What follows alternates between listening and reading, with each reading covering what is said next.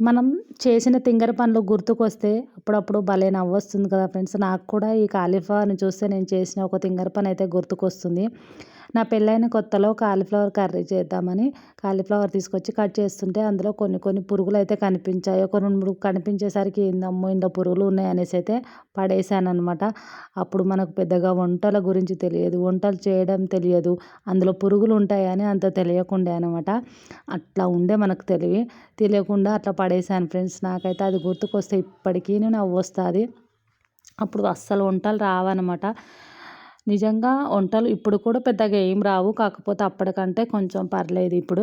మామూలుగానైతే నేను cauliflower curry అయితే ఇలా చేస్తాను.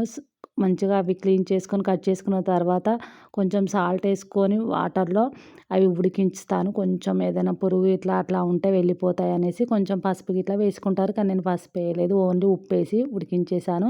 అవి ఉడికించుకొని పక్కకు పెట్టుకున్న తర్వాత కొంచెం ఆయిలు, ఆనియన్ వేసి అది ఫ్రై అయిన తర్వాత అందులో 2 టమాటాలు, కొంచెం కొత్తిమీర అది గిట్లా వేసి ఫ్రై చేసుకోవాలి. అందులోనే కొంచెం అల్లం వెల్లిపాయ పేస్టు, పసుపు గిట్లా వేసేసి అవి గిట్లా ఫ్రై అయిన తర్వాత ఉప్పు, కారం వేసేసి మనము కట్ చేసి పెట్టుకున్నాం కదా! ఉడికించి పెట్టుకున్న కాలీఫ్లవర్ వేసేసి ఫ్రై చేసి ఒక 2 నిమిషాలు ఉంచి స్టవ్ ఆఫ్ చేస్తే ఈజీగా రెడీ అయిపోతది. నిజంగా టేస్ట్ మాత్రం చాలా బావుంటది. Easy process. రైస్‌లోకి కానీ, చపాతీలోకి కానీ టేస్ట్ మాత్రం చాలా బావుంటది ఫ్రెండ్స్. నచ్చితే ఒకసారి ట్రై చేయండి. ఒక లైక్ ఇచ్చి వెళ్ళండి